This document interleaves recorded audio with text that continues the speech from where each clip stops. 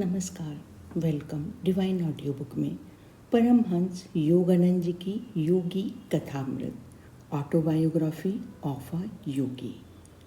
प्रकरण 35 लाहिड़ी महाशय का अवतार सदृश जीवन।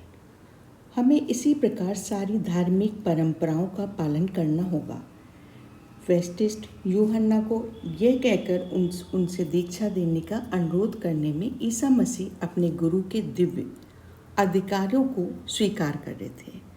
पौर्वात्य दृष्टिकोण से बाइबल के श्रद्धापूर्ण अध्ययन और अंतः प्रेरणा से मुझे ये पूर्ण विश्वास हो गया कि गत जन्मों में बैप्टिस्ट यूहन्ना ईसा मसीह के गुरु थे। बाइबल के अनेक परिच्छेदों से ये ध्वनित होता है कि यूहन्ना और यीशु अपने पिछले जन्म में क्रमशः एलाइजा और उनके शिष्य एलिसा थे।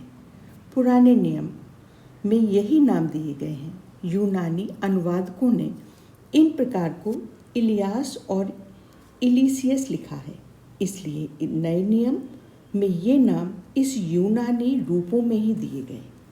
पुराने नियम का अंत ही एलाइजा और एलिसा के पूर्व जन्म की भविष्यवाणी के साथ देखो, प्रभु के उस महान और भयंकर दिन के आने के पहले ही मैं एलाइजा पैगंबर को तुम्हारे पास भेज दूंगा।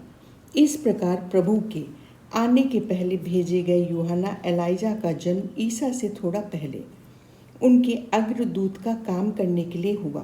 पिता जकारिया के सामने एक देवदूत ने प्रकट होकर उन्हें बता दिया था कि उनका होने वाला पुत्र यूहन्ना और कोई नहीं बल्कि स्वयं एलाइजा होगा। परंतु देवदूत ने उससे कहा, डरो मत जकेरियास, क्योंकि तुम्हारी प्रार्थना सुन ली गई है और तुम्हारी पत्नी एलिजाबेथ एक पुत्र को जन्म देगी और तुम उसका नाम यूहन्ना रखोगे और इजराइल की असंख्य संतानों को वह उनके प्रभु ईश्वर की ओर मोड़ेगा और वह इलियास की तरह ही और इलियास की पूरी शक्ति के साथ उसके पहले जाकर पिताओं के हृदय संतानों की ओर मोड़ देगा। आज्ञा न मानने वाले के हृदय धर्मनिष्ठ लोगों के ज्ञान की ओर मोड़ देगा और इस प्रकार प्रजा को प्रभु के आगमन के लिए तैयार करेगा। ईसा मसीह ने 2 बार निसंदिग्ध शब्दों में एलाइजा की पहचान यूहन्ना के रूप में बताई थी। एलिजा पहले ही आ चुके थे और लोग उन्हें पहचान नहीं पाए। तब शिष्यों की समझ में आया कि ईसा उन्हें द बैप्टिस्ट के बारे में बता रहे थे। दूसरे एक स्थान पर ईसा मसीह कहते हैं, क्योंकि यूहन्ना तक के सभी पैगंबरों और शास्त्रों ने भविष्यवाणी की है और यदि तुम उसे स्वीकार करो तो ये वही इलाइस है जिसके आने के बारे में वह भविष्यवाणी थी।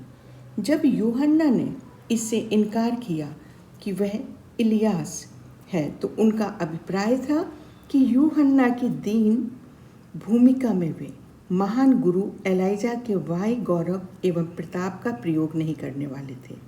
अपने पिछले जन्म में उन्होंने अपनी महिमा और आध्यात्मिक संपदा अपने शिष्य एलिसा को ही दे दी थी और एलिसा ने कहा, मैं आपसे प्रार्थना करता रहा हूँ कि आपकी शक्ति दुगनी होकर मुझ में आ जाए।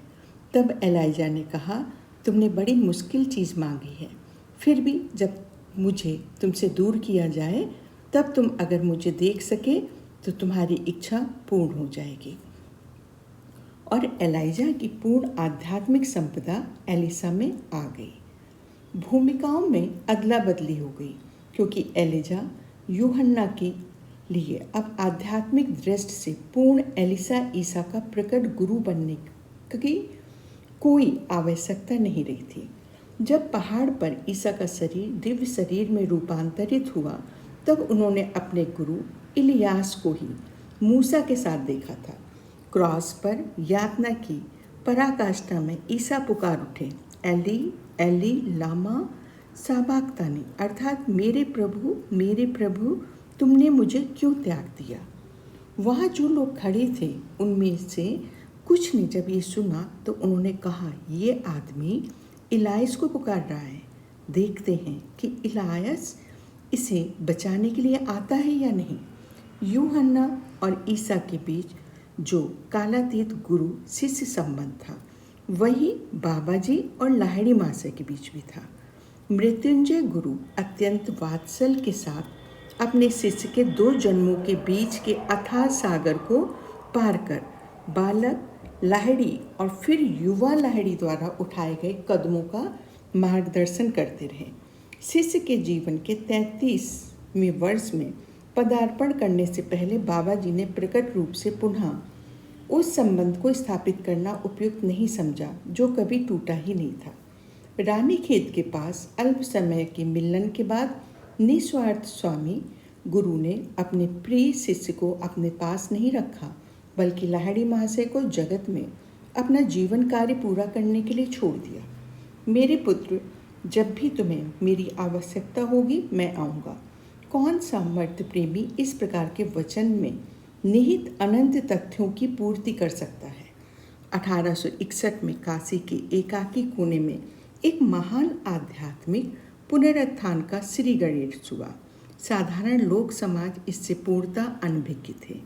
जिस प्रकार फूलों की सुगंध को छिपाकर नहीं रखा जा सकता, उसी प्रकार आदर्श गृहस्थ का जीवन चुपचाप व्यतीत करते लाहिड़ी महाशय अपने स्वाभाविक तेज को छिपाकर नहीं रख सके। भारत के कोने कोने से भक्त भ्रमर इस जीवन मुक्त सद्गुरु से सुधा पान करने के लिए मंडराने लगे। लाहिड़ी महाशय को प्यार से आनंदमग्न बाबू कहने वाले अंग्रेज ऑफिस सुपरिंटेंडेंट के ध्यान में सबसे पहले ये बात आई कि उनके कर्मचारी में कोई अज्ञात श्रेष्ठ परिवर्तन आ रहा है। सर, आप दुखी लगते हैं, क्या बात है? एक दिन सुबह लाहिड़ी महाशय ने अपने सुपरिंटेंडेंट से पूछा। इंग्लैंड में मेरी पत्नी गंभीर रूप से बीमार है, मुझे बहुत चिंता हो रही है। मैं आपको उनका कुछ समाचार ला देता हूँ। लाहिड़ी महाशय वहाँ से चले गए और एकांत स्थान में जाकर कुछ देर बैठे रहे। जब वापस आए तो धीरज देने के अंदाज में मुस्कुरा रहे थे। आपकी पत्नी की हालत सुधर रही है, अभी वे आपको पत्र लिख रही हैं। सर्वज्ञ योगी वर ने पत्र के कुछ अंश भी सुना दिए। आनंदमग्न बाबू, इतना तो मैं पहले ही जान गया हूँ कि आप साधारण मनुष्य नहीं हैं, फिर भी मुझे विश्वास नहीं हो पा रहा है कि आप अपनी इच्छा मात्र से देश और काल की सीमाओं को मिटा सकते हैं। अंततः वह पत्र आ पहुंचा।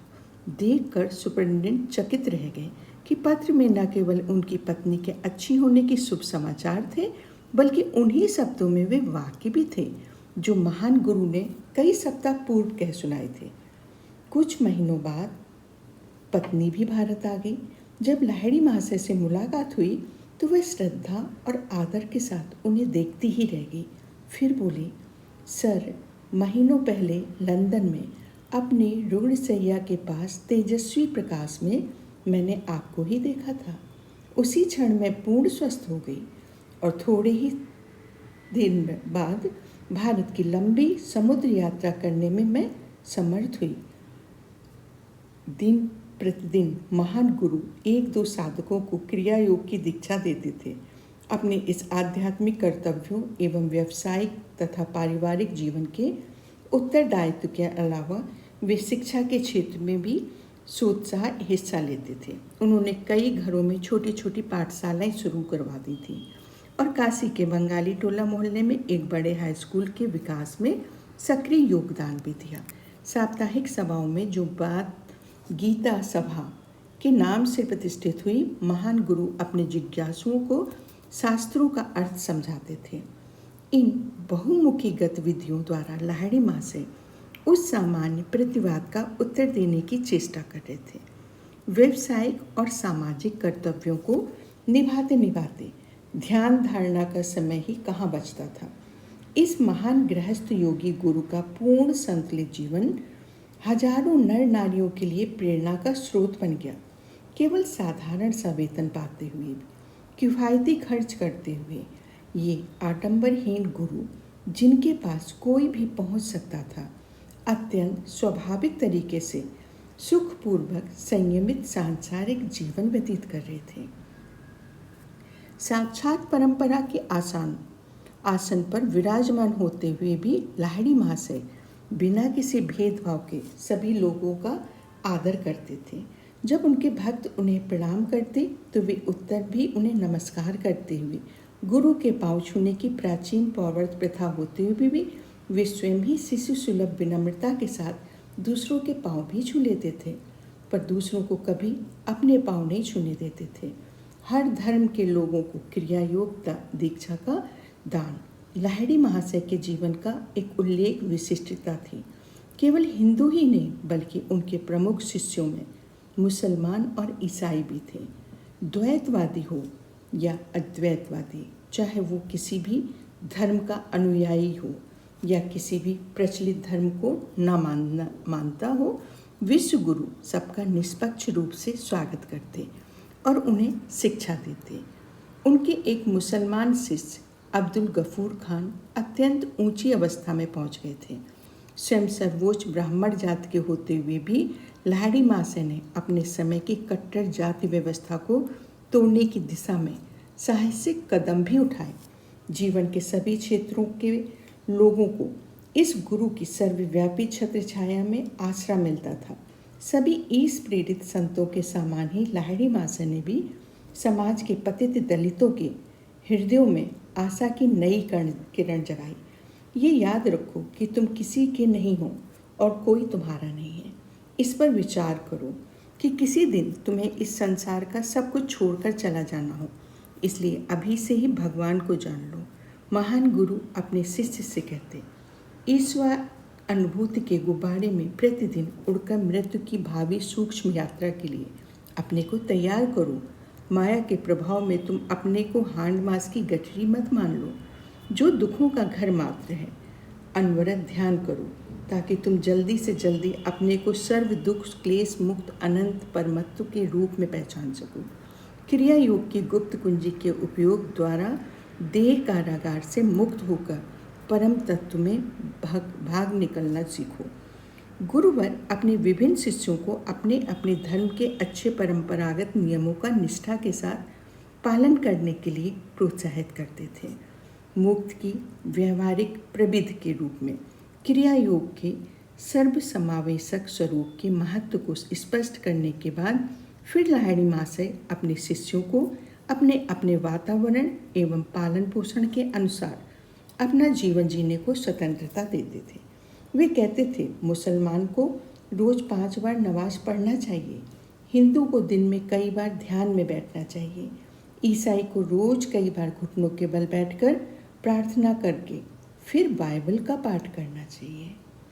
और इस तरह से प्रकरण 35 का ये प्रथम पार्ट, फर्स्ट भाग, लाहिड़ी महाशय का अवतार, सदृश जीवन।